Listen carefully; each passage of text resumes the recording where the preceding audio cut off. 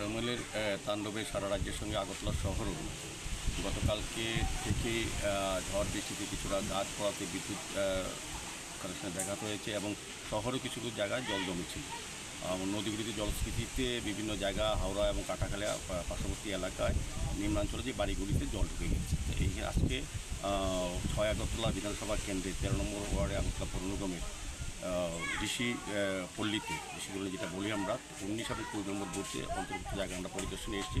এখানে কিছু পরিবার তারা রিলিফ ক্যাম্পে আছেন। আমাদের দল এবং সরকারের পক্ষ থেকে তাদেরকে সর্বতভাবে সহযোগিতা করা হচ্ছে, খাবার দেওয়া হচ্ছে।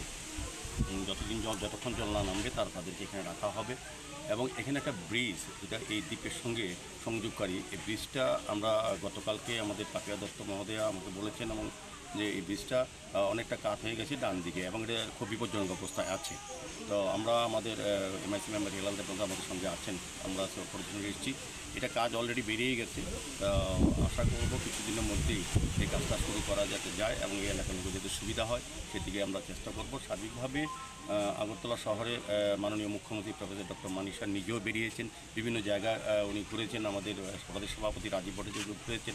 আমরাও আমাদের সমস্ত দলের নেতৃত্বরা এবং আমাদের সরকার প্রশাসনের সমস্ত কর্তা ব্যক্তিরা কিন্তু সারা দিকে মানুষের সহযোগিতা হাত বাড়িয়ে দিয়েছেন এবং কালকে রাত্রে অধিক রাত্রে অবধি কিন্তু আমরা প্রশাসনের সমস্ত ব্যক্তিরা ছিলেন, ডিএম সাহেব, এসডিএম সাহেব সহ বিভিন্ন জেলা আধিকারিকরা এবং আগরতলা পৌর নিগমের আধিকারিকগণ, বিভিন্ন দপ্তরের আধিকারিকগণ কিন্তু মানুষের এইসব কাজের সঙ্গে যুক্ত ছিলেন। তাদেরকে উদ্ধার করা, তাদেরকে ভালোভাবে রাখা, সেক্ষেত্রে সরকারের সমস্ত সহযোগিতা মানুষ পেয়েছেন। প্রথম আমি যতগুলি ক্যাম্পে বা যেখানে আশ্রয়স্থল আমাদের রিলিফ ক্যাম্পগুলো হয়েছে সরকারের তরফ থেকে আমরা গিয়েছি, দেখেছি মানুষ খুব খুশি।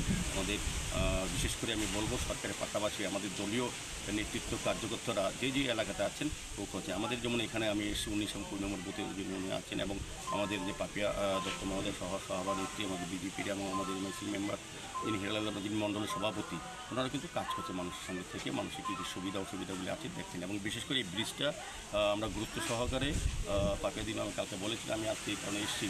তো এটা অতি সত্বর এই জল কমে গেলে আমি চেষ্টা করব এই ব্রিজটা যাতে কাজ শুরু করা। কত নম্বর ওয়ার্ড এলাকায়? 13 নম্বর ওয়ার্ড, 19 এবং 20 নম্বর বুথ বিধানসভা কেন্দ্র।